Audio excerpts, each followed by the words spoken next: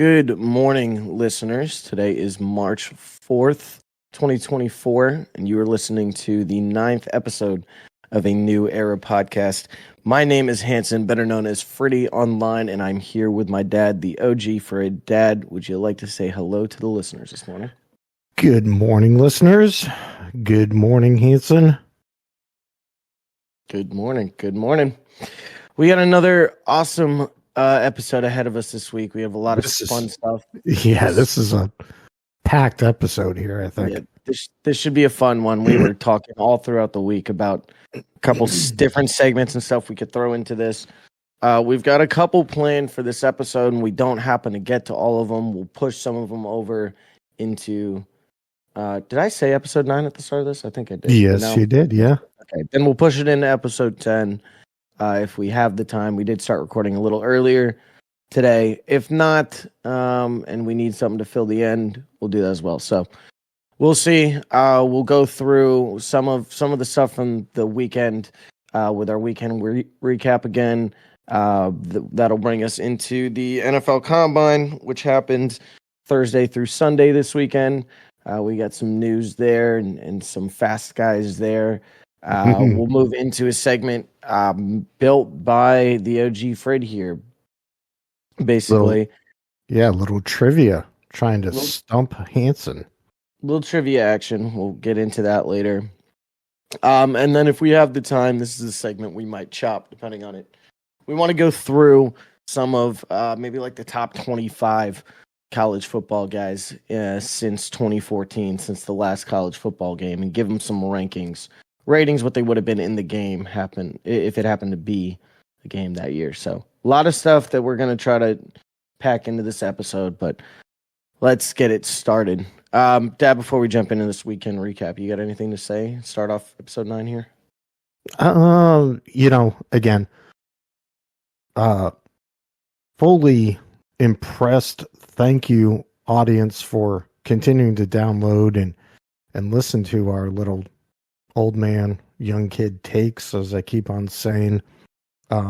I think we hit 167 now. We're just thankful that there are individuals out there from a variety of countries and areas here in the States listening to us. And we just want to, this is, as Hanson said, I think this is going to be a fun podcast. I mean, there's a lot that we came across from this weekend in some sports.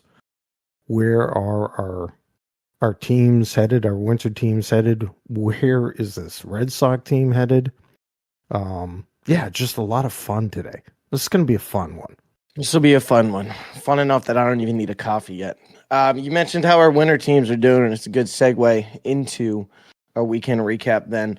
One of the biggest things, at least to us, of the weekend, freaking Celtics absolutely slaughtered the Warriors. I think it was 140-88 yesterday. And by halftime, they had the largest halftime lead in history. In the history of the franchise. I don't know if it's history of the NBA. I don't think it was. What was it? It was 44 points at halftime. Yeah, it was 80. I'm looking at this, 82-38. Yes. Jeez. So we ended up putting it on in, 5 minutes left of the second quarter downstairs. And your mom is just like, but wait a minute. I like Steph Curry. Oh my God. And then she said, how many halves? She was, I think, confused with hockey at the time. She goes, is there 3? I'm like, no, honey, this is halftime. And she went, halftime?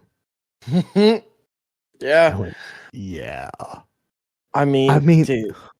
They just could not stop at that one point of hitting threes after threes, and I didn't even watch, to be honest. I just heard about it because I was out there golfing, and I saw the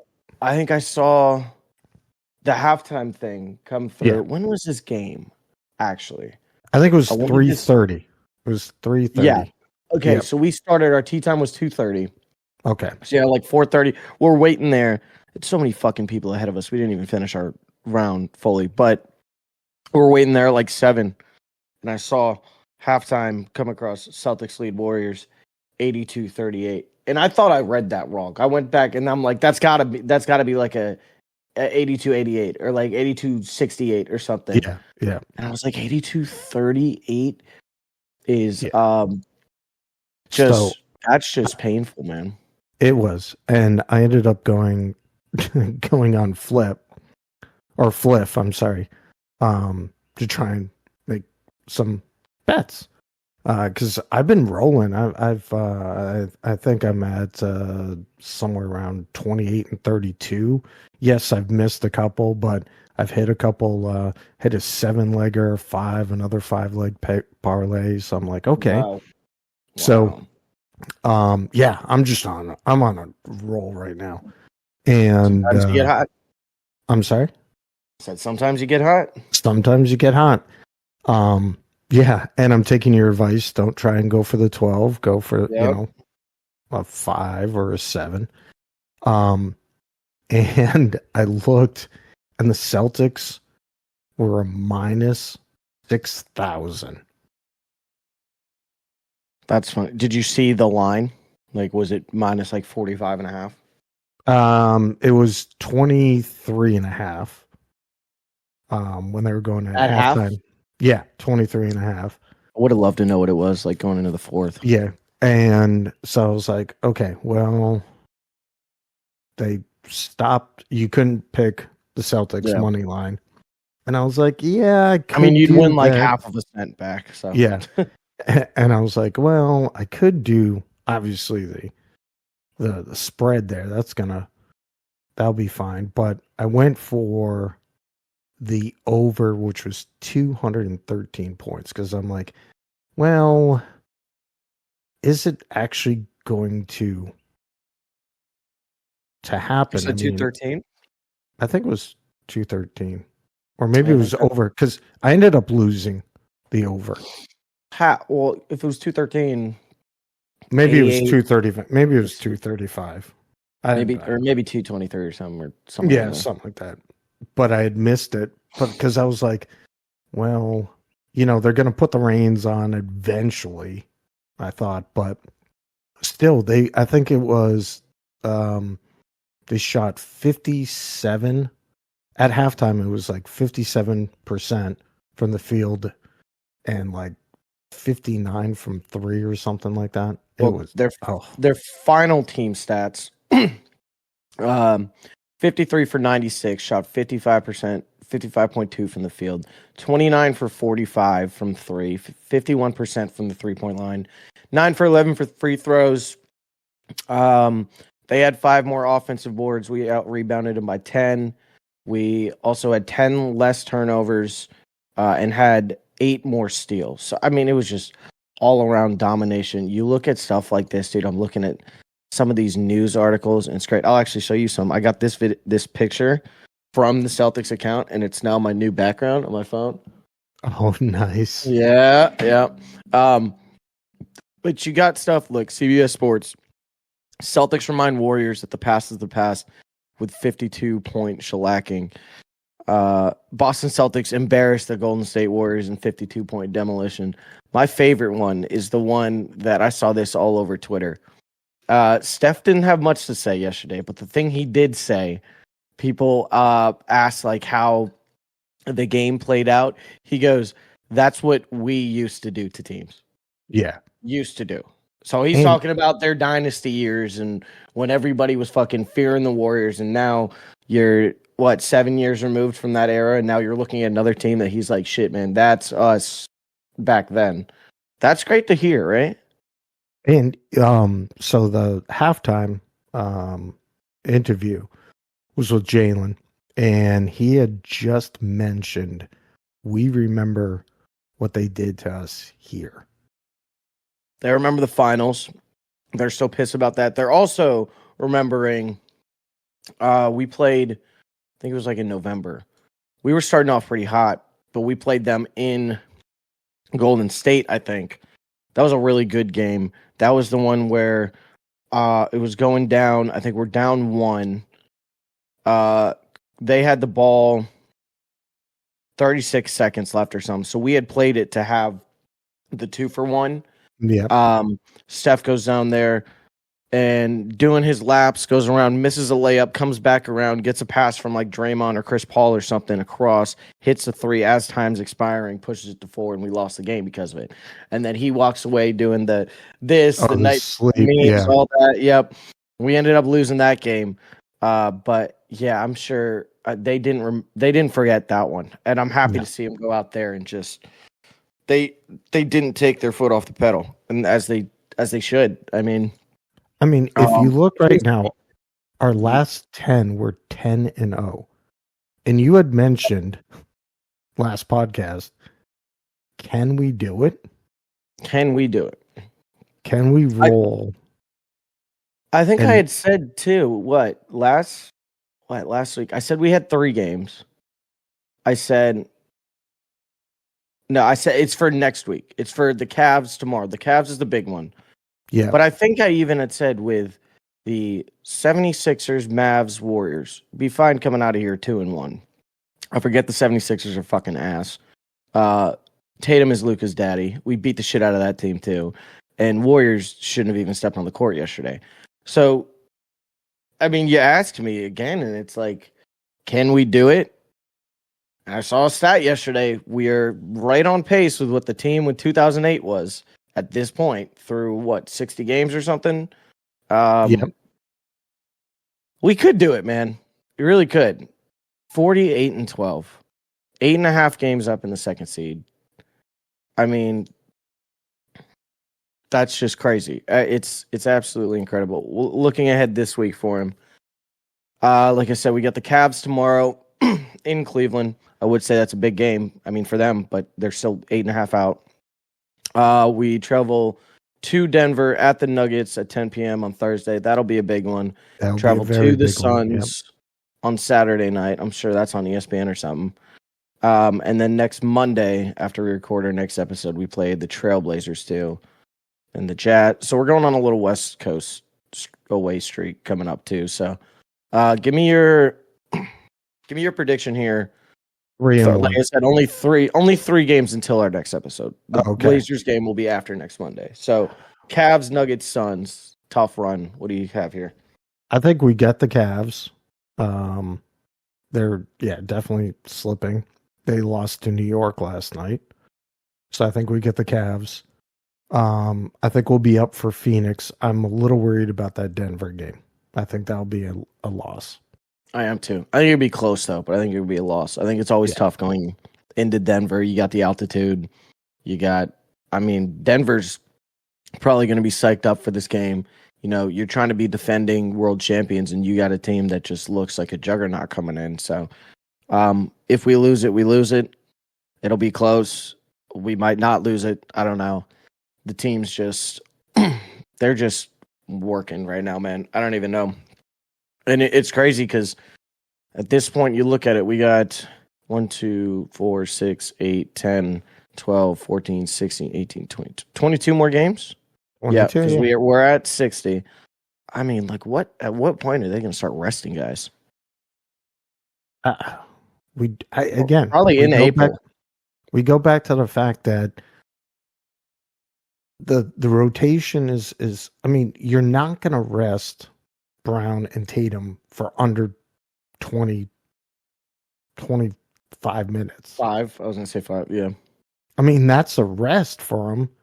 And at halftime, Jalen and Jason had 47 points combined to the Warriors 38. I mean, they combined, they outscored them. And Jason did that with 22 points in the second quarter. Or 20 points in the second. He ended up with 22 at halftime. But he did 20. I mean, they just turn it on when they want to. Yeah, they're just fucking toying with teams. Again, Sam Hauser was just hitting threes. They are so deep right now. And Porzingis didn't even play. Oh my God, he didn't. He did not play. I thought he played. No. Oh my God, that's so scary. Oh my God. I mean, they are so Oh, deep. Lord. You're not going to rest. Yes, a rest for Jalen and Jason is going to be 20 minutes or 25, not 28, 32. Yeah, well, I mean, Jason only played 25. Brown only played 22 yesterday. Drew Holiday ended up, or no, Peyton Pritchard actually had the most minutes at 27. Drew at 26. I mean, if you do all that without Porzingis, without Tatum or Brown hitting more than 25 minutes, with Drew Holiday going 7, 6, and 4, I mean, Peyton Pritchard with 19 off the. I mean, like, what? How do you stop this team? I know. 44 in the first, 38 in the second, 32 in the third, 25 in the fourth. Oh man, they're so. I think the only thing is, will they stop themselves? That's always been the case. I mean, I know I've been hearing people talk about that all year, where it's just like, who can beat the Celtics? Not an actual team. The only team that can beat them Celtics is themselves. If they fuck up with, turnovers. If Tatum starts settling for the jump shots and the threes rather than using his body and driving in, if they don't look for the extra pass, I mean, you got 5 guys on the court at one time that you can trust to make a shot. If we're not swinging the ball around enough, that's the way that we can keep these teams that shouldn't be in close games with us in close games if we're just fucking up. But or do we hit? And this is one of the things they brought up on the telecast. Injuries. We've been very healthy. Yep. At some point, do we all of a sudden get hit with the injury bug? Don't put that in the air. Don't put that in the air, of course. Okay, cut that out. Yeah, but maybe, I mean, the one I'd be most worried about is like Porzingis injury-wise, but then you go out to mention he didn't even play yesterday. So it's like, right. I think he's had enough rest throughout the year. He's had his little injuries and stuff, but I hope, we manage him well throughout these next 22. So he's well rested, not hurt as much. Tillman Sr. looked really well. He was very good. Very good. I was hearing Celtics Twitter blow up all about how he looked great. But yeah, man, they are just. I mean, we've said this for all 9 episodes now. I think we come in here and we're like, yep, Celtics are just dominant. Keep pushing it forward. Same shit, different day. Yep. We'll just get on it next week and see how they are again. But all right, that'll move us on to. We're going to do our other winter sport real quick. We'll get that off the table where we move from the Celtics, who had a great week. We move over to the Bruins, who didn't have that great of a week. 1-2 over the last week. We got 4 games coming up this week. They lost, was it 5-1 to the Islanders, I think, yesterday. Lost to the Kraken, I believe, in OT earlier on in the week. It was like 4-3. Beat the Golden Knights in a game that was really weird. I did watch this one. I don't know if you saw any of this one. Thank God we came out with the win. But we went up, I think, 3-0 at one point. They came back from the 3-0 deficit. I think went up at one point 4-3 or something. We ended up winning at 5-4. I mean, that's a good team. You're happy to beat that team. And if we're going to walk out of this week with only 1 win, I'm happy with that one. But It is a little worrisome when, you lose the other 2 games and you do give up a 3-goal lead in the only game you win that week. But as you mentioned before we started the podcast, maybe we're just being a little too critical. I'm over here saying 1-2 is a bad week, and that's just the standard that the Bruins have built for themselves over the last year and a half on the ice. So, give me your thoughts on this week. Well, I mean, you look in their last 10, they're 3-2-5. We still have 84 points. We're second in the Atlantic, second in overall in the Eastern Conference. This, though, just absolutely blows my mind. I think I don't know if we touched on the podcast last week or you and I were just talking about this, but again, you're 62 games, 35, 13, and 14 overtime loss. You're still getting a point. Yep. We did talk about that last week. Yeah, that is, I didn't 13, even notice that. 13 losses. You have the least amount of losses going on in the Eastern Conference, and you're tied with the Islanders with 14 overtime losses. You're still getting a point. Now, I've seen a lot of, trade deadlines, blah, blah, blah. I was listening to other NHL analysts or former players on other podcasts, and they were talking about, since the trade deadline was moved so far back and we're in the dog days of the season right now, there was a lot of trades occurring earlier. So will you not see that flurry of 20 trades at the actual deadline? And with it being so far back, you've played 62 games. You have and we're bringing guys up from Providence, and they're producing some points when needed. I still think we need something. We need a spark. We need another player to come in, and I don't think defensively. I think it's got to be some offensive-minded second line player or something that we need. Yeah, absolutely. We'll see. We'll see if they make any moves and what it is. Yeah, you mentioned the 14 overtime losses is big, but then you also look around the standings too, and I don't think we're ever worried about the Maple Leafs.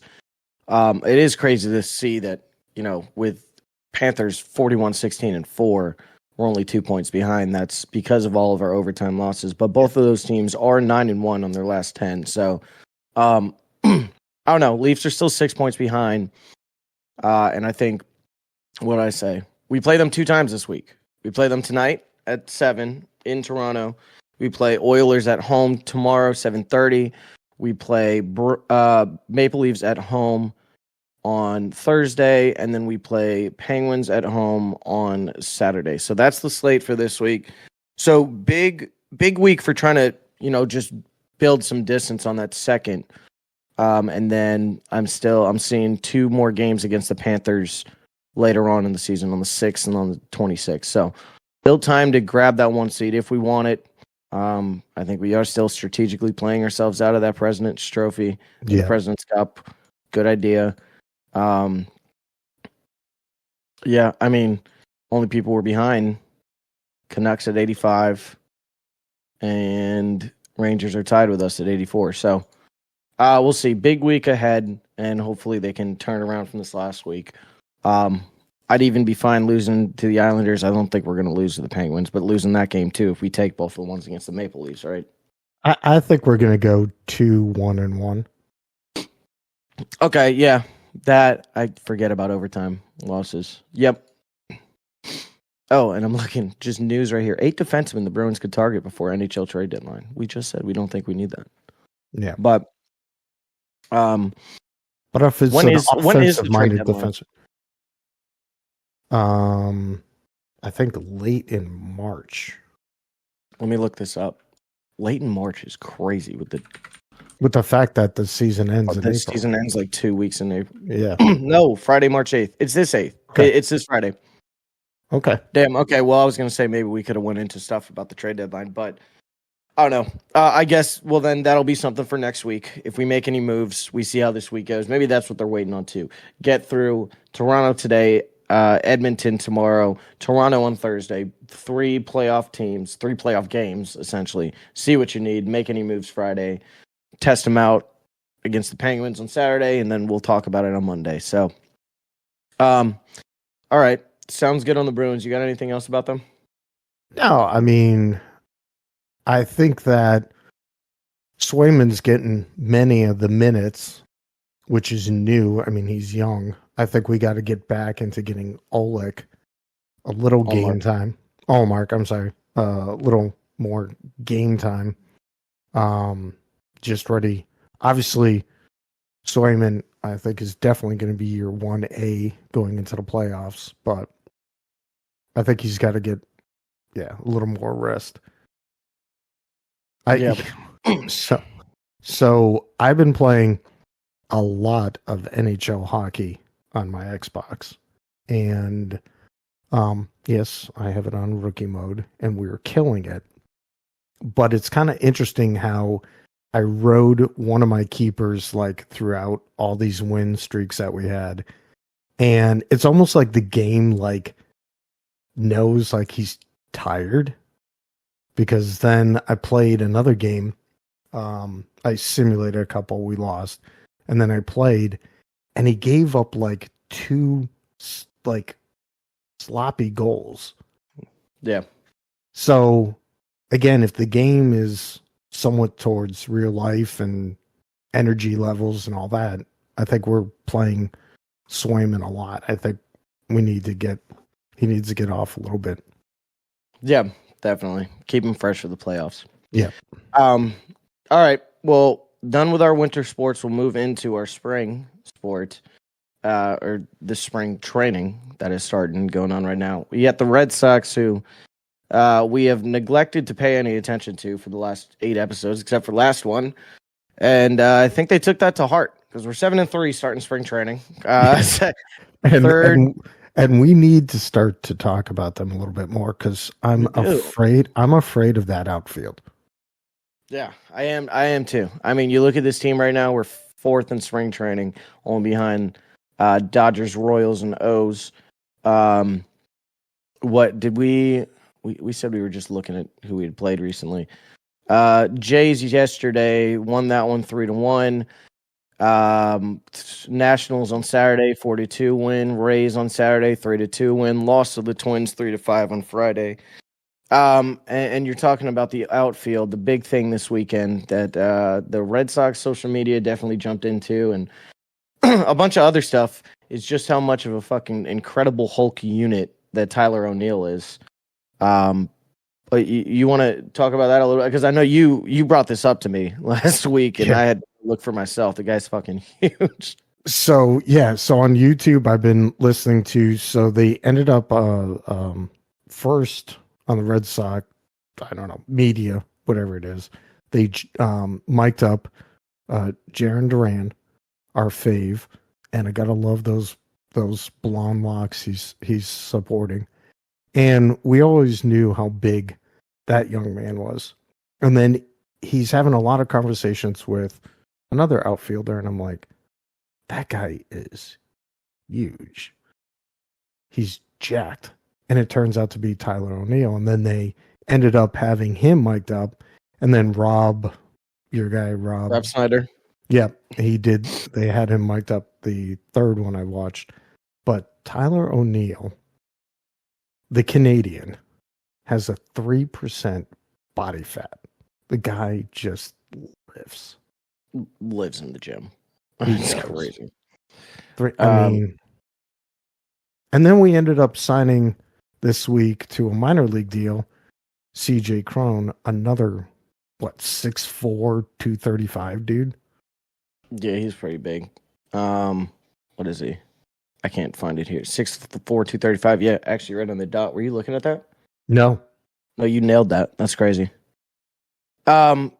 He's old too, 34. But we'll see what he does, I guess, in spring training. I've never necessarily really liked CJ Cron. I know he played last year with Colorado and with the Angels. He didn't even play a full year. I don't know if he ended up getting cut, but I guess he's just there potentially for depth at the DH and first base. But I mean, unfortunately, that pushes the whole talk right now. Does that push out our Bobby Dahlback kid?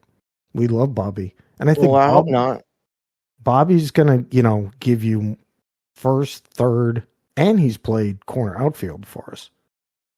Bobby gives you that flexibility, the positional flexibility, definitely. So maybe that'll be his role. And I mean, offensively, where, and I think we talked about this last week with Bobby. I mean, he's 6 for 15 through spring training so far.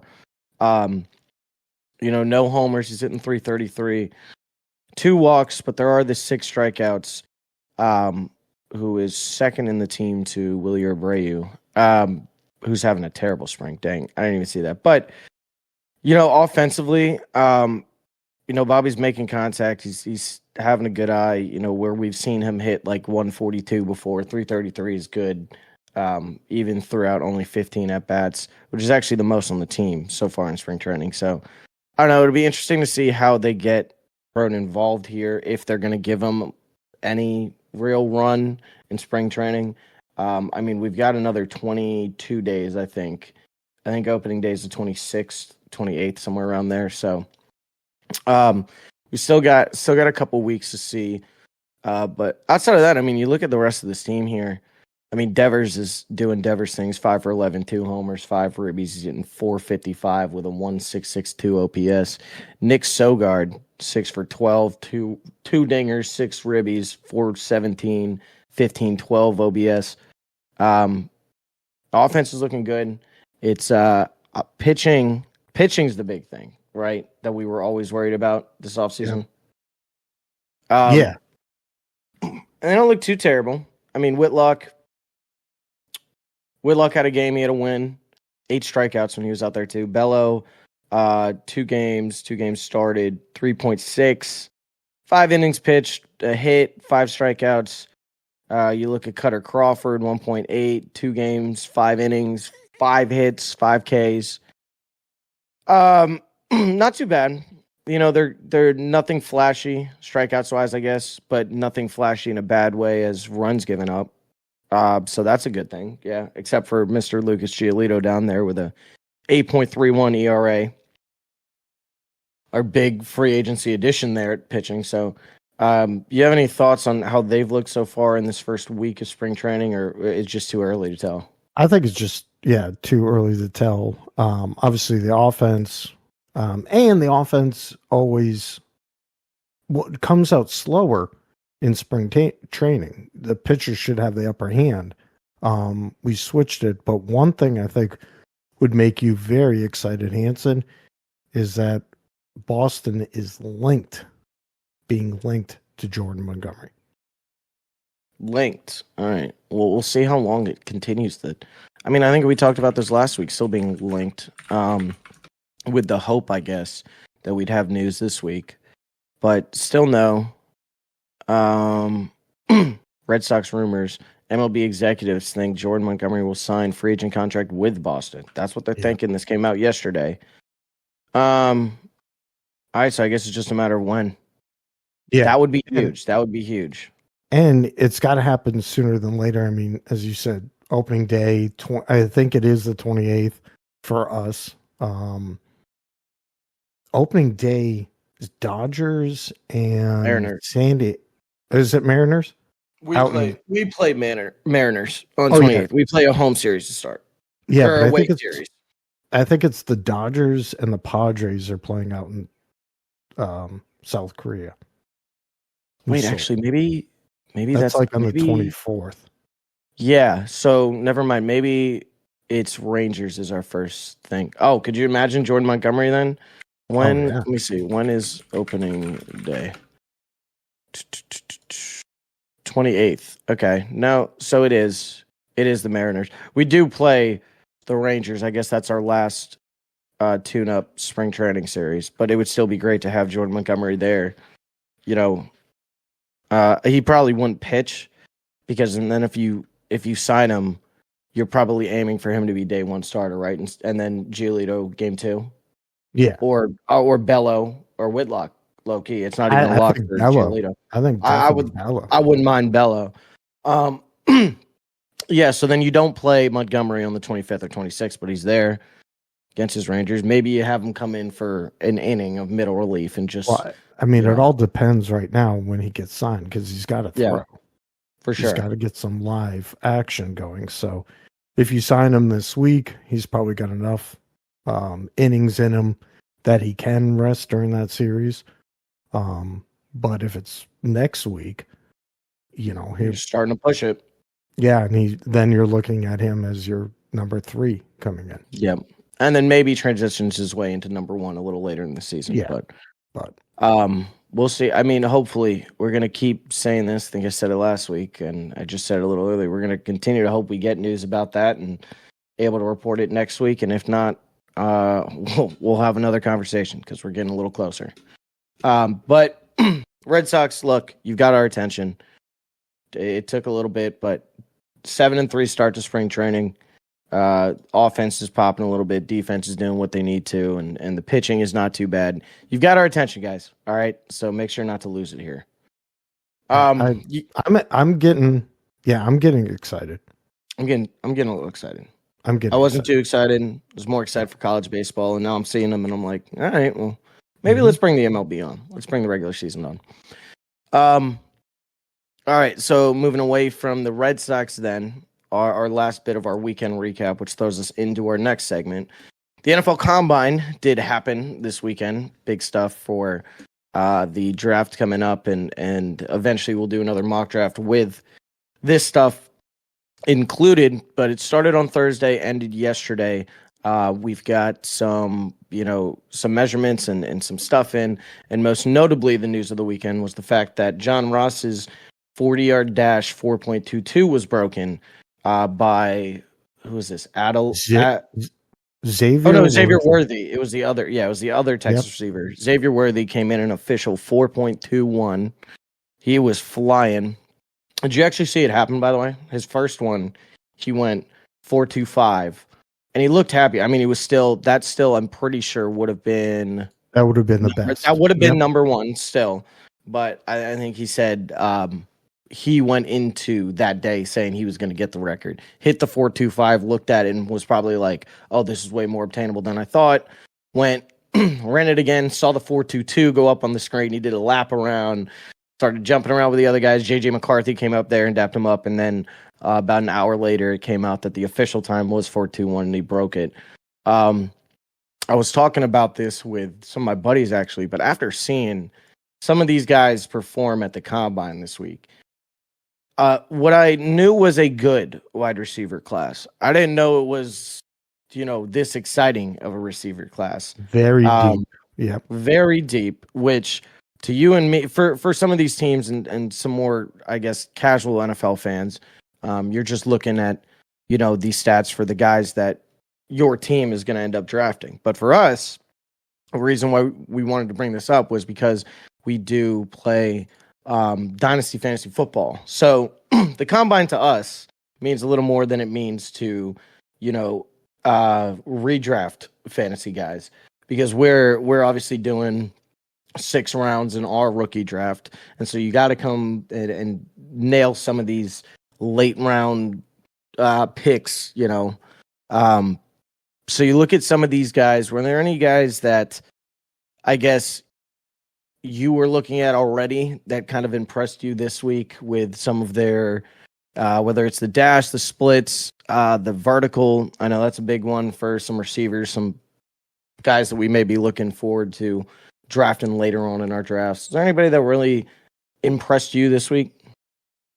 Well, I mean, for my draft, and I'm just looking right now at the 40, and I don't see my guy I love, my Shipley.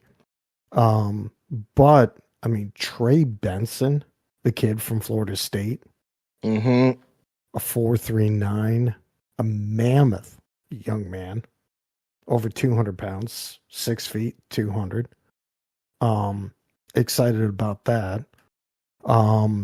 Blake Corum, who I think I'm still going to be able to draft. I'm going to have to reach because my next bunch of draft picks aren't until the 5th round. I don't think he's going to be there at that point. They talked at length. I saw some little, I think it was yesterday. I watched a little bit, or again on YouTube. I was watching just conversations. Talked about Ray Davis. One guy I know that you probably kill me if I bring this up, if our buddies in the league listen, but your Estime, Audric Estime, they were just killing that kid. Ran a 4.71. Yeah, not the best. But I might have a new running back target, and it was the guy this week that was getting a bunch of love because he was just incredible. I don't know if I'm getting this name correctly, but I'm going to try it. Isaac Guerendo, running back out of Louisville. This guy had a 41.5 vertical, first among running backs. He's at 6 foot 221, 4.33 40 first among running backs. He had a top weight adjusted speed score of the 99th percentile. Your Trey Benson there was at 93rd. Jalen Wright actually had 90th percentile adjusted speed score for running backs, and he also had the second best broad jump ever for running backs. So some of these guys, dude, they're some of these running backs we didn't really anticipate coming into this, but just performed.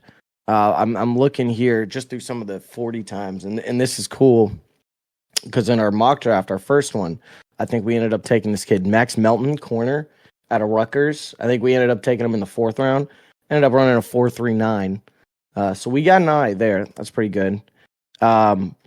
Another guy that was a big riser this weekend, Lad McConkey, your Georgia kid. He had just a very well-rounded combine, I heard. So much so that I got I think I woke up to it this morning. There was something in there saying after his very strong combine, he's rising into top 45 pick territory. So that was pretty impressive. And you know what? I mean, yes, I like Lad, but I just fell in love with another guy.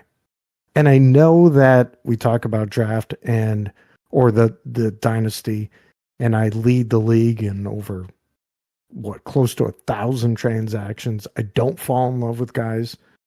But this guy I saw running down wide receiver wise, making great catches, would catch, you know how they have to run down the gauntlet thing that they do with the 5. No, not the cone. When they're running down and making catches back and forth. That's what I'm saying. Yeah, they have like 5 catches and then they sprint up the field. Oh, yeah. I thought you said the cone part. Luke McCaffrey. Did you see him just catch that ball out with his hands, bring it in, drop, he did not bobble any of them. I didn't see them actually, but I heard he had a strong one. I heard he tested very similar to Christian actually. There was some other guy, I think it was, let me see. I'm looking through the tight ends right now because low-key, some of these tight ends, very impressive too. There was Devin Culp, tight end out of Washington, who ended up running a 4.47. He was running like speeds up there with a wide receiver. Who was the other guy? Maybe he didn't run the 40. Is it the split? It was like some Colorado State. There it is. Dolan Hoker. Mm-hmm. He didn't run the 40. Oh, he did. 4.78. Very slow. But he was doing that gauntlet. He had one. I saw a video. He was catching 2 balls at once, 2 hands. He got the first one. He goes, turns around, sees the other one coming. He grabs them both, and runs up the field with both of them. I was like, that's crazy. Our guy from Tennessee, I'm seeing that tight end didn't end up running. That's kind of sad. Cade Stouffer. Look at Cade Stouffer, 4.65. Yeah. There's what else? I was just looking at. Oh, another guy. Brian Thomas, who we were looking at in our mock draft too. We took him 33rd overall with that pick that we got from the Cardinals in our mock draft after we got Drake May. He ended up running a 4.33 also. He had a pretty good combine. What else? We've got 38.5 vertical jump, 1.5 10-yard split. Athleticism score 92. Total score 86. So he ranks as the 3rd wide receiver in the combine for athleticism score. Will become good starter within 2 years, it says. Interesting. I mean, still a lot of guys and I think my biggest takeaway from the combine this weekend was, like I said earlier, I knew this was a good draft class. I knew as far as dynasty, we were looking to get assets for this year. I didn't know how deep it was, name wise, but then you get here and you get a little more happy about this draft class because it looks like where it might not be as deep name-wise on guys we knew with college production, athleticism-wise, it's still stacked that, throughout our 6 rounds in our rookie draft, I think we'll all be taking good athletes that could get their shot on the field. Absolutely. And what I love is that, I think in our draft, hashtag sleeper, thank you. I think what's going to happen, not just in our draft, but potentially in the NFL, you're going to see guys running like Davez Walker, or Tez Walker from UNC. Tez Walker, UNC. I mean, 4.36, absolutely blazing, great speed, but we saw him so inconsistent, and our scouts, GMs, going to go into this draft, drafting this kid late second, third, based on his production here, running wise, and miss on him, which I think translates to our league too. Some of these guys are going to look and go, ooh, love the fact that he was drafted high and he ends up running great, and he's a name here, which could fall some other guys to us in later rounds. JJ McCarthy, I know, love bringing up that name and watching you cringe every time I say his name. That ball was just coming out so fast. Man, so fast. I know. I do hate him, but he did look pretty good. I'm looking at, I guess they have grades right now. He's the 5th graded quarterback behind Bo Nix. They've got Caleb, Jaden, Drake, Bo, and then JJ, with a noticeable difference then between him and Michael Penix. Wow. Yeah, he was looking good. I think he had the fastest ball come out too, like 63 miles an hour. Oh, yeah. He was placing them perfectly. After this weekend, there was a lot of people talking about, oh my God, he might have played his way into the top 10, and he really might have, even to number 9, number 10, maybe even I heard something. And the Giants, it would be such a Giants move because they're fucking stupid. But there was talks about them potentially moving up to try to secure JJ McCarthy. They do realize they have like the 6th pick, right? Like he'll be there. Right. You don't need to move up. And I think what some of these guys, again, JJ, some of these quarterback needed teams, seeing JJ do what he did, Joe Milton. I mean, he dropped back and threw it easily 80 yards with a flick of his wrist. He was by far the furthest. That's Joe That's just Joe Milton for you. I mean, Joe Milton can throw it, but Joe Milton's always had accuracy issues. That's the thing. We know he's got exactly. an arm. Yeah, but our team's going to start looking at these guys in the combine and then their pro day, and if they do the same thing again, I almost love the fact that, and yes, excuse me, we're sitting back and everyone's just, oh yeah, Patriots, Drake May or Jaden Daniels, and I was kind of hoping that we were going to end up potentially being able to trade that number 3, just drop back a little bit and still get our guy. I don't know if, with production out of JJ McCarthy, as you said, he's going to be there. Are people not going to look to trade up to us so we get more picks and just drop back a little bit? I think it's going to potentially hurt that in securing more picks. We thought in our mock draft. Yeah. I mean, it's interesting, and I do think I've seen a lot of like mock drafts and stuff going forward that, like you mentioned, I think with these risers of the quarterback class, specifically JJ, I think JJ's production helps to kind of push up other quarterbacks. And I really do feel like whether we keep the pick or whether we trade it, the first 3 picks come March or come April is going to be quarterback. I think the first 3. So it's now a matter of, do we want to keep it and get whoever falls? Do we want to trade back and maybe look for a guy like a Bo Nix or a Penix in the 2nd? But that actually can transition us here pretty well because, like I said, I got a instant first round mock draft. That these are instant first round projections after the combine. I want to run through this pretty quickly with you. We're not going to go through and talk on every pick like we did in our mock draft episode, but kind of go through and we'll see if you notice any big risers, anybody that's catching your eye here in this. All right. Okay. All right, so we've got Bears, Caleb Williams, number 1. Jaden Daniels, quarterback to the Commanders at number 2. It has us taking Marvin Harrison Jr. at number 3. Rome Odunze, wide receiver for Washington to the Cardinals at 4. Malik Neighbors, wide receiver to the Chargers at 5. Drake May, quarterback, Giants at 6. Joe Alt, offensive tackle, Titans at 7. Dallas Turner, edge, Falcons at 8. Brian Thomas, wide receiver to the Bears at 9. Olu Fashunu, the tackle to the Jets at 10. Can I just jump in here?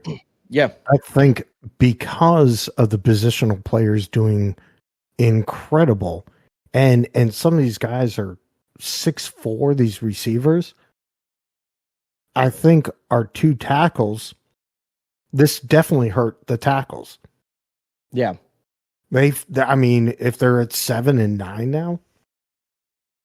Well, yeah, I know we were seeing. I mean, there have been projections of Joe Alt all the way up to 3 potentially, but I think it is. I think it is like you're saying the need, and you're seeing these quarterbacks in these skill positions kind of show up against the rest of their class, and it's like, all right, that's the only thing we needed to see to place him higher than Joe Alt or something like that. Yeah. We've then got JJ McCarthy, quarterback to the Vikings at 11. There we go. We've got Bo Nix, quarterback to the Broncos at 12. We got Michael Penix, quarterback to the Raiders at 13. So we get another quarterback run. Amarius Mims, offensive tackle to the Saints at 14. Brock Bowers, tight end, Georgia to the Colts at 15. Troy, he fell, definitely. But I saw TikTok. It was just a crazy conspiracy about it. But they were saying maybe Brock Bowers knew he was getting a lot of hype and kind of downplayed himself at the combine because he's looking to place himself in a better position. Because if you go to those top 10 teams, like, yeah, you're probably one of the better teams on the offense, but you also might be going into a situation with no quarterback or not really an established offense. If you can move yourself into this, 14 to 18 range, yeah, you've got the Colts where they have them going to. Anthony Richardson, Jonathan Taylor, Michael Pittman, Josh Downs, a decent O-line, putting yourself in a good position. You got Seattle Seahawks, who have a great wide receiver trio. You got, even if you fall to 18, you got, you're putting yourself with Joe Burrow and the Bengals. Yeah. So I think he was almost trying to position himself around this area to get with a little bit of a better team. But Troy... I saw something this morning that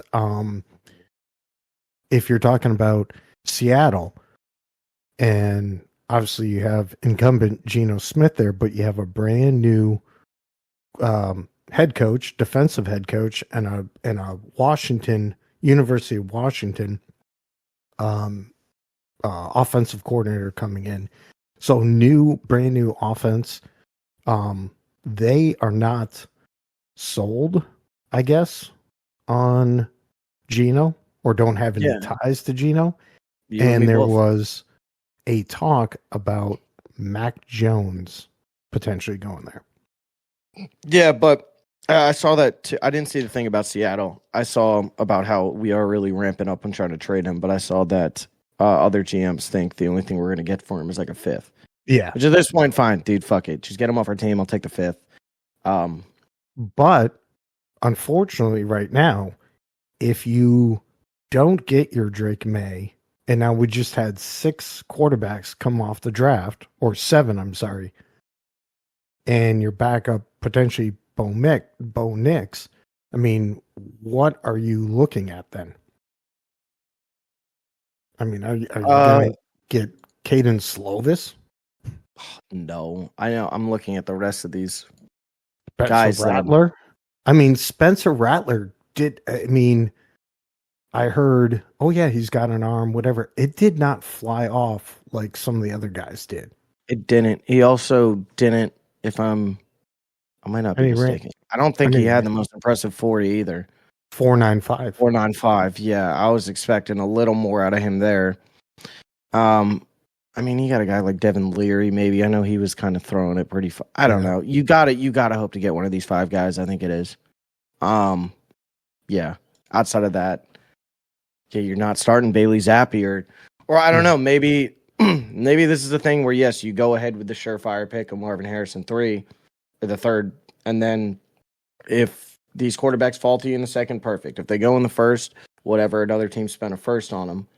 And then maybe this is opening up the door because I've heard a lot of traction on it this week, and how he's got ties to the organization is Baker Mayfield.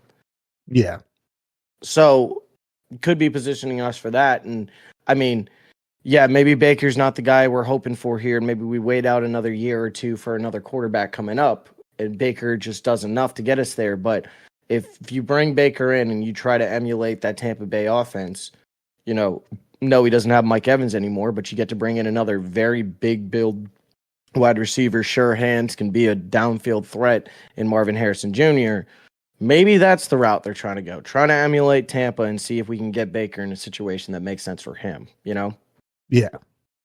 All right, so let me run through the rest of this. 16, Seahawks, Troy Fontanu, offensive lineman, Washington.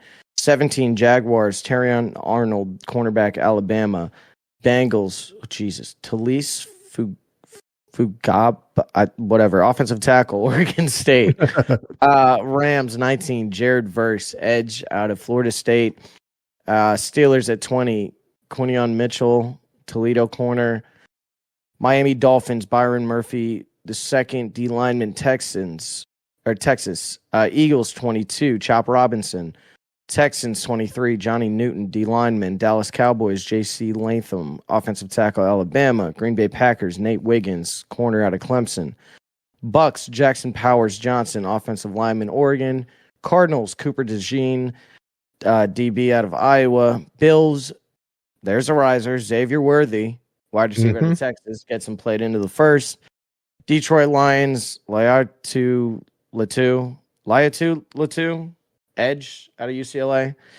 Ravens, Braden Fisk, defensive lineman out of Florida State. You got the 49ers with Kool-Aid McKinstry, cornerback out of Alabama at 31. And at 32, the Kansas City Chiefs taking Ladd McConkey, wide receiver out of Georgia. Interesting. Pair him up with Mahomes. Definitely a couple risers I see in that 1st that we did mention. But I think the biggest thing is that quarterback run from 11 to 13. I think we were expecting definitely the quarterback run from anywhere from 1 to 6, and you're getting Caleb, Drake, and Jaden off the board.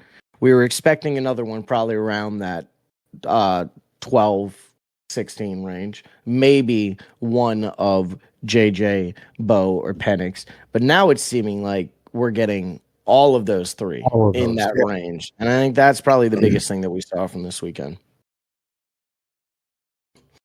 All right. Well, a good combine, like we said, a good draft class. We'll do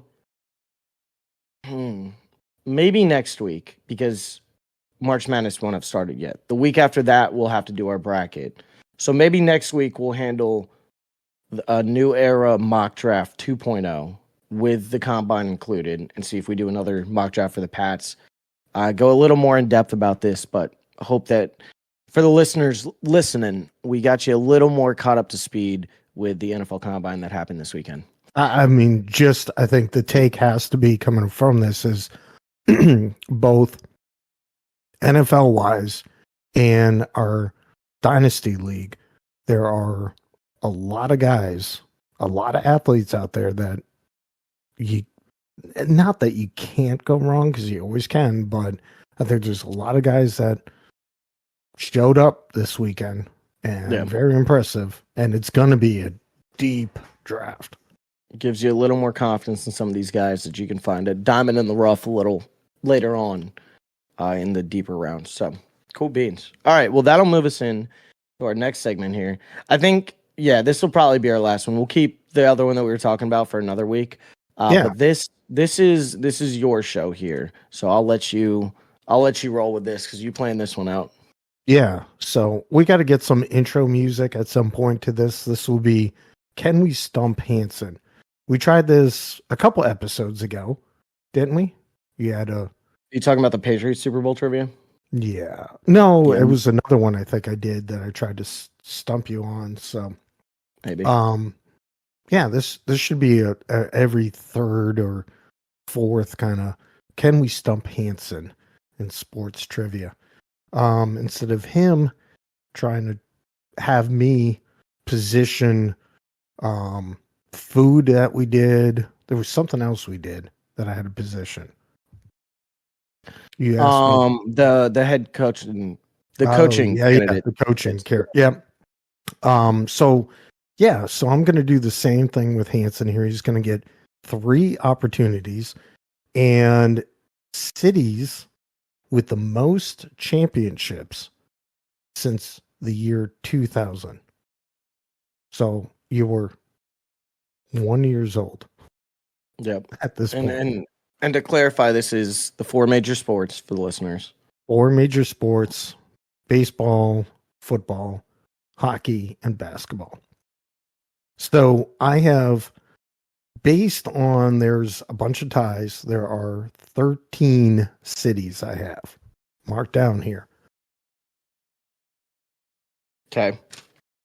So I'm just getting this ready. I got a piece of paper. So you want me to give you the cities and you place them? So is that how we're doing it, or you're giving me? You're giving me the cities. I get 3 shots to submit it to you to place them in the correct spots, and then if wrong, you win it. Yeah. All right. We should. Hold on. We should wager this too. You want to wager? Put a little money bet on it. I don't know. All right. Go ahead. How about this? Loser has to buy the winner the next round of golf. Okay. Deal. Okay. All right. So give me these cities.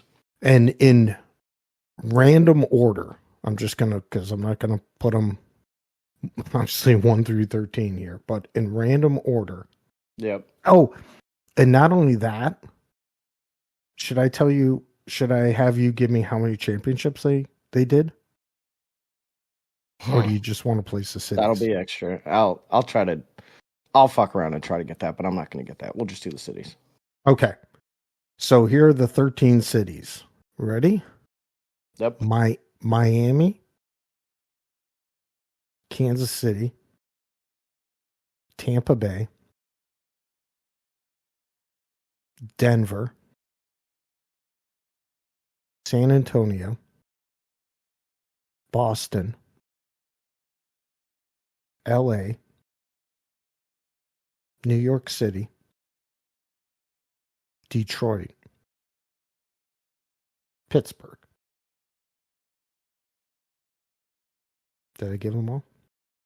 Is that we got 1, 2, 3, 4, 5, 6, 7, 8, 9, 10. I got 10. Did I do San Francisco? No, there we go. 11. All right, so two more. Chicago. Here. Okay. 12.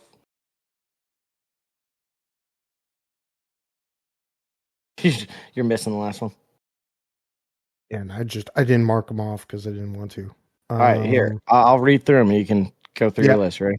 Boston, New York, Miami, Kansas City, Tampa Bay, San Francisco, Chicago, Denver, San Antonio, LA, Detroit, Pittsburgh.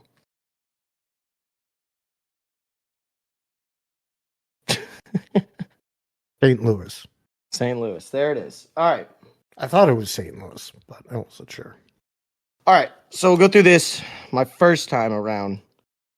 So I think the obvious one is Boston at 1. We know that. I think that's going to be my one every time. So we got Boston, New York. So, okay, fuck. This might be This might be giving away too much. Is New York like? I mean, Nets didn't fucking win it, or the Knicks. But would it be like Nets and Knicks, Yankees and Mets, Islanders and Rangers? Yes. Yes. Okay. So Knicks haven't won one. Nets haven't won one.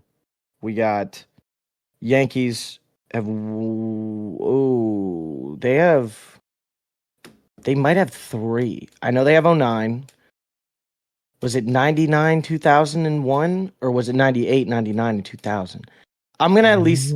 You said since 2000. Since 2000. So I'm at least gonna give the Yankees another one. So they got 2. Mets have none. You got Rangers, I think, have 1, but that could be totally incorrect. And Islanders don't. And then what am I missing? I think that's all the sports. So we'll go New York, surprisingly, at 2. Wait. Jets and Giants. Oh, I almost forgot them. All right, Giants. Now we have 4. We got 4 for New York. I've suppressed that memory so much that I almost forgot. I know. Right, so we got 4 from New York that I'm thinking. Miami. You got 2 from the Heat with LeBron's. I think they had 2. You got Marlins. Ooh, is that since 2000? I think it is with the Josh Beckett Marlins. I think it literally might be 2000. So I think the Marlins have 1.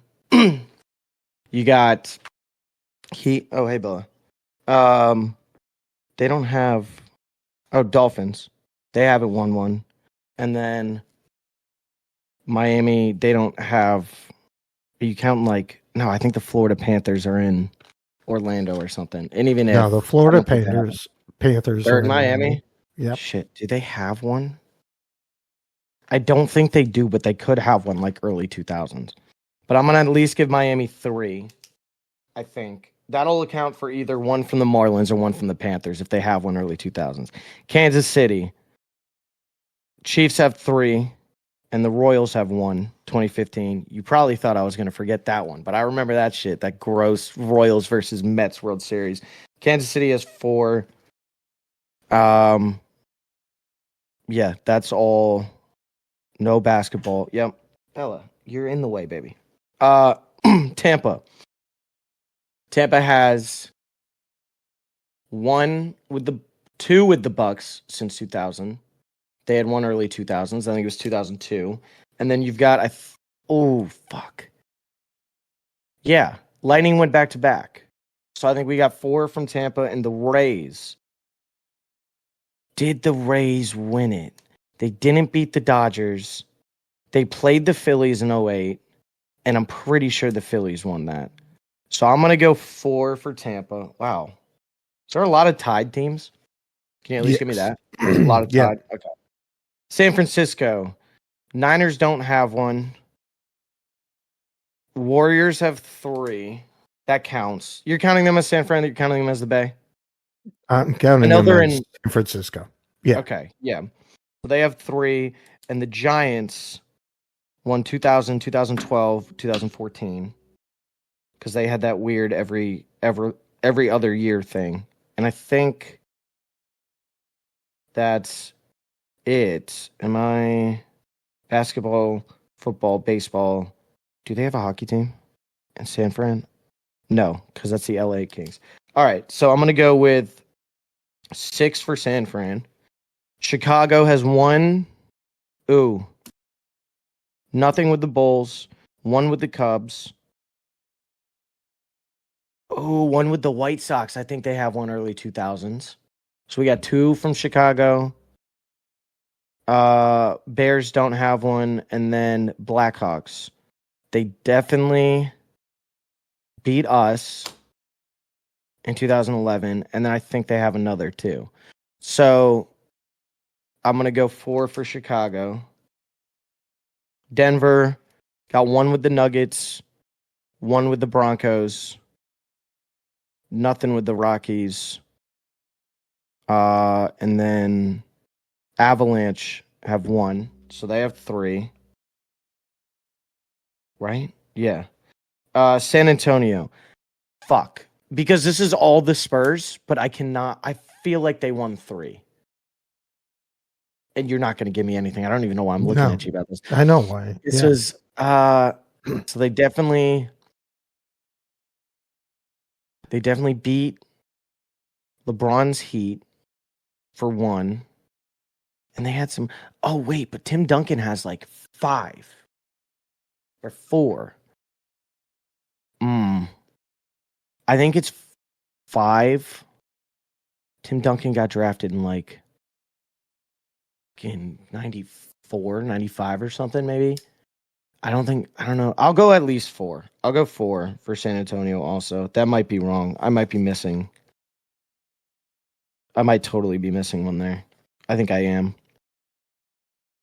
We'll see. LA. Okay. So we got Lakers have. Oh, fuck. Lakers have 1, 2.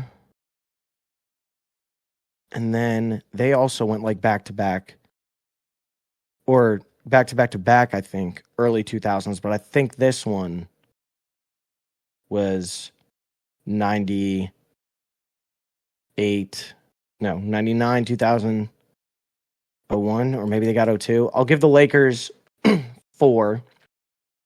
Kings have 1. 2012. I think that might be, or do they have 2? Oh God, now I'm really second guessing myself. Did they win 2 cups? I know they were good for a little, and they might have went. I think I'm gonna give the Kings 2. I think they have 2 of them.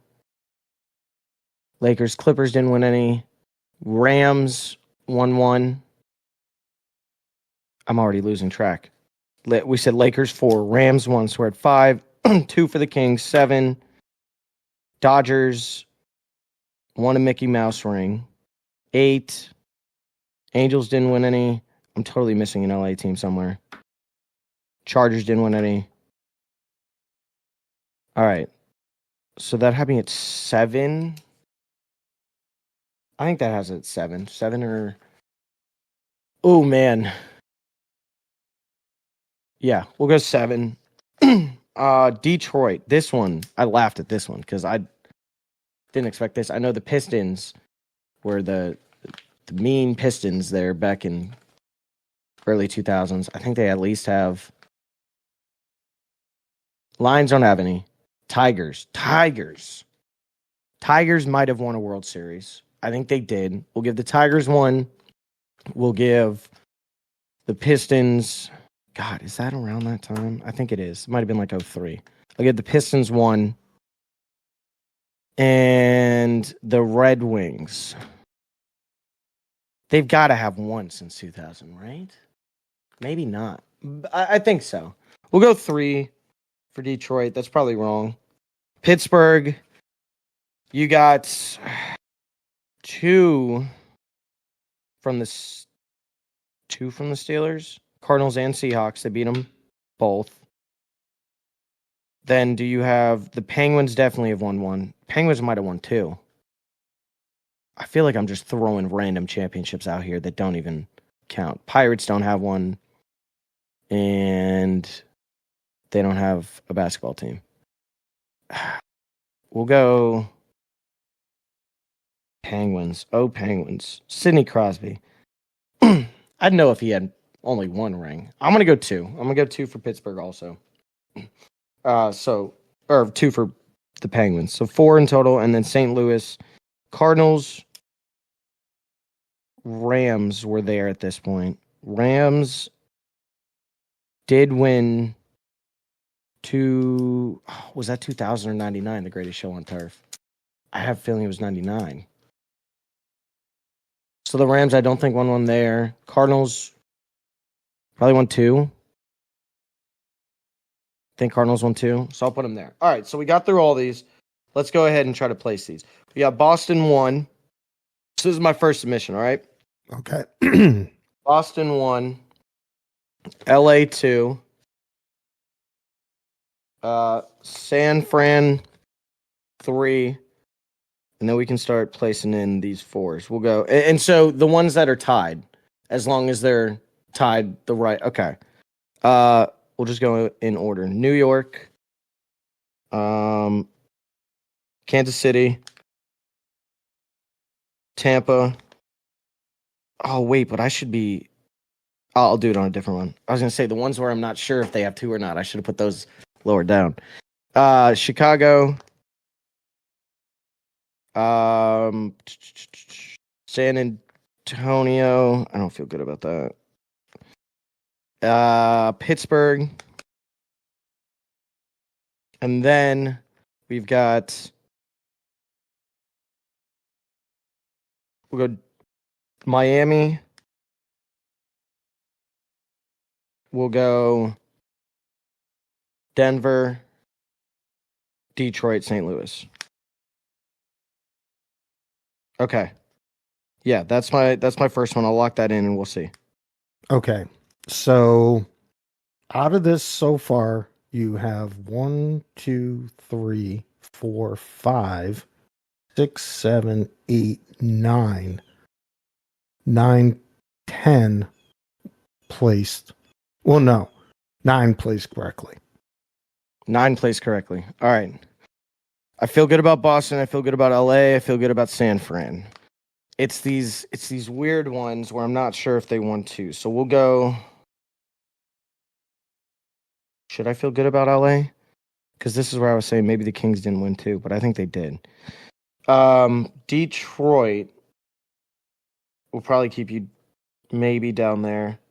St. Louis, they can probably be. They're probably fine down there. Denver. All right, I'm going to give you something else. Have. I'm going to give you something else. Oh, you're going to give me something else? I was making my way through these. I'm going to give you something else. All right. For this next round, the lowest amount of championships was 3. For all of these guys? Yeah, so the bottom city is 3 championships. All right, that's fine. I mean, the only one I didn't have at 3 was St. Louis, so I'll put them at 3 and keep them at the bottom. They have 3? Cardinals win that many? Had it just been them. Or maybe I am we'll get to this at the end. Okay. New York is probably fine in that mid-range 4. Kansas City definitely has 4. Tampa, not sure about. Chicago, kind of not sure about. San Antonio, I'm gonna move San Antonio up. Wait. You know what? I think they have 5. Yeah, I'll move San Antonio up. Boom. New York, Kansas City. Then we'll go Pittsburgh. We'll go Miami. Denver. Wait, I'm forgetting Tampa. Oh, shit. Tampa will go in here. Denver, Detroit, St. Louis. Is that all? Let's see. 1, 2, 3, 4, 5, 6, 7, 8, 9, 10, 11, 12. What am I forgetting? Chicago. Ooh, buddy. We'll put you in here. All right. I got it. You ready? Ready. 1, Boston. 2, LA. 3, San Francisco. 4, San Antonio. 5, New York. 6, Kansas City. 7, Pittsburgh. 8, Tampa. 9, Miami. 10, Chicago. 11, Denver. 12, Detroit. 13, St. Louis. No. Oh, man. How many do I have right on that one? Did I go down? I think you actually went the back in the turn. Wrong way. Oh my God. All right. All right. So now for this last one, I'm going to tell you how many are tied in each of these. So we have 13 teams. Unfortunately, I chose 13 because I wasn't going to do 2 championships, and there's a couple ties. So there is a tie at the bottom. The last 2 with 3 championships, there's a tie. Okay. So then the next spot with 4 championships, there's a tie with 1, 2, 3, 4, 5 teams. Okay. Next group, 5 cities. I'm sorry. Next group, there's a tie of 5 championships within 3 cities. Okay, that's where I'm fucking up. Next spot in, I'm going to say number 2 slot, there's 1. With And 6. then the next is first place. There's a tie for first place between 2 cities.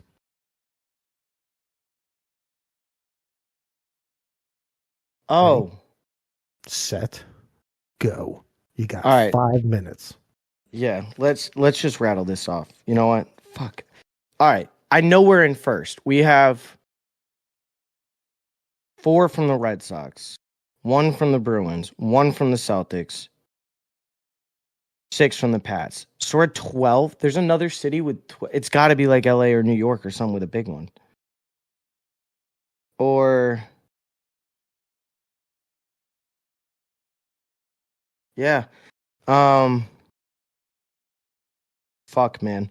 We'll go Boston 1. There's 2 tied up here. It's just who do I want to fucking pick? Yeah, let's go LA. Let's go LA 2. San Fran 3 with 6, because I know that. Then there's 3 with 5. All right, so San Antonio, Kansas City. Do you have? They only have 3, and then the 1 by the Royals. So they're in the 4 group with 5. I'm trying to think of these like cities. Who am I missing? Like which championship am I missing of these group of like 4?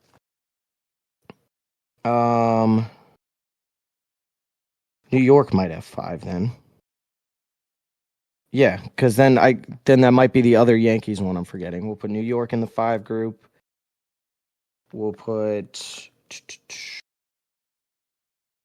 not Tampa. Did Tampa win another? No. Chicago. Maybe the Blackhawks won 3. I feel comfortable putting them there. I might be wrong, but I feel like maybe they won 3. Denver is only in that group with 2. St. Louis, I think, is only in that group with 2.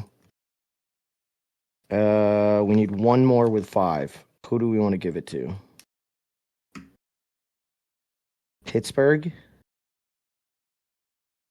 Yeah, fuck it. We'll go Pittsburgh in the group of 5, so we'll put Pitt here. And that leaves the rest. Miami. Who else am I missing? Kansas City. Tampa. We already got Chicago? Already got Chicago. San Antonio, we moved up. Detroit. Oh, so I got to figure out who of this group is not. It's only got 3. Pistons must have won a couple ones that I don't know then. Another one. We'll put Detroit there. We're at 1, 2, 3, 4, 5, 6, 7, 8, 9, 10, 11. Yeah, my last 2. All right. I think I got that in the 5 minutes, yeah? Yeah. All right. Here we go. Final one. And the round of golf is on the line. Wow. Okay. I thought this was going to be a lot easier. Damn, you might have stumped me. Boston, LA, San Francisco, San Antonio, New York, Chicago, Pittsburgh, Miami, Kansas City, Tampa Bay, Detroit, Denver, St. Louis. Looks like I'm golfing on you. All right. So what is it? Let me hear this. Okay, so from the bottom up, the 2 with the 3 championships will be Detroit. Fucking They had 2 NHL and an NBA. 3. Fucking Detroit. San Antonio went 3 times. All right, so that was just fucked from the start there then. I thought they had like 5 here. Okay. Yeah. Well. Yeah. Next in the group of 4, we have Kansas City. We have 3 Super Bowls and a World Series. We have St. Louis with almost the trifecta. Well, yeah, trifecta. I forgot about the Blues. Oh, no. The Super Bowl, 2 World Series, and an NHL. Oh, no. Denver they goes. Beat us. Oh, my God. Denver goes the trifecta with a Super Bowl, NBA, and 2 NHL hockeys. 2 of them. All right. Fucked up there. Okay. Miami also goes 4 with 3 NBA championships and a World Series. So the Marlins did hit then. Okay. Yeah. New York is in that group as well. Only 4 championships. 2 World Series and the stupid New York Giants. Bum fucking sports city. Yep. Now, next group, the group of 5. You had Chicago. Yep. Pittsburgh is in that group. I had them there. With 2 Super Bowl and 3 NHLs. Yep. And Tampa Bay. Tampa Bay is in the group of 5. 2 Super Bowls and 3 NHLs. Okay, hold on. I'm looking this up. Go ahead. Keep going, though. I need to know when their third one was, unless they went back to back to back. They went, what? 04, 20, and 21. Yep. No, 04. Wait. Oh, yeah, they didn't win in 14-15. 03, 04, 2019, 2020, and 2021, 2022. Wow. Okay. Yep. Well, that sucks. Next, you did have San Francisco in there, but they won 7. Not 6. They've won 7. Who else? They had World Series in 10, 12, and 14, and NBA in 15, 17, 18, and 22. You see, when these teams beat my team, I block that out. Okay, we forget they just had the fucking 22 final. Oh my God, that's a bad look. Okay, and yes, in the top spot, LA. I think you were missing. I mean, you did get 12. But I don't know how I got to 12 with them. Well, it's because they told you there were 2 at the top. Well, yeah, so you had I don't. You had a Super Bowl.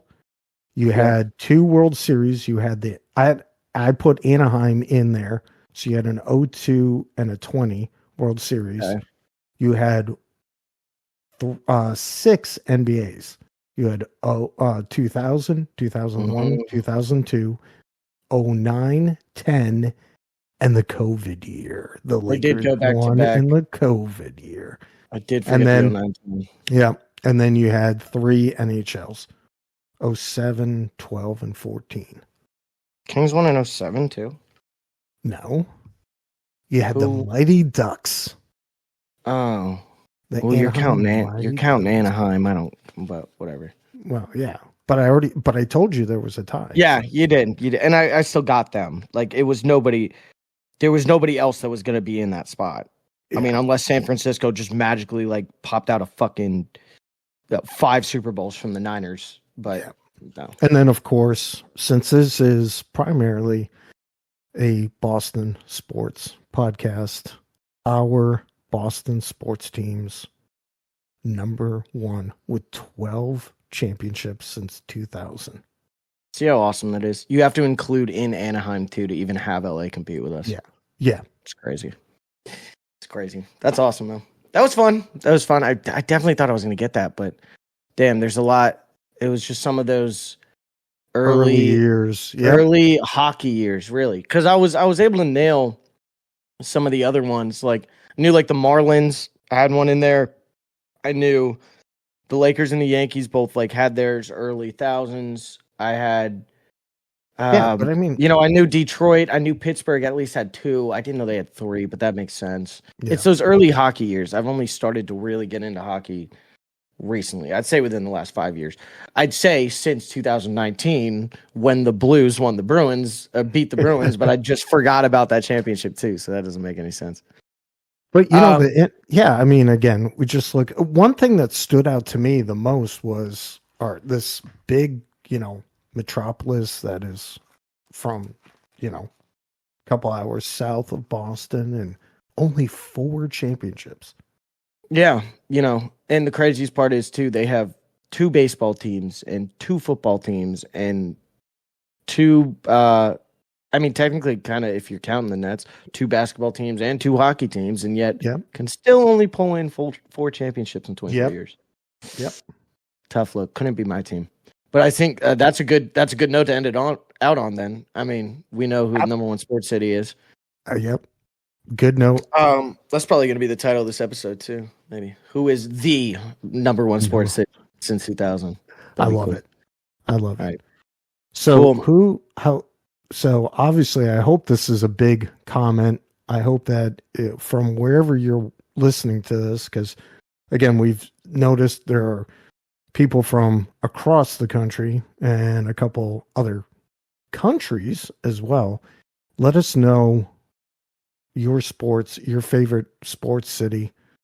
Tell us if you wish they won more or less or whatnot. Make some comments. Yeah. We want some comments. How do they do that, Vincent?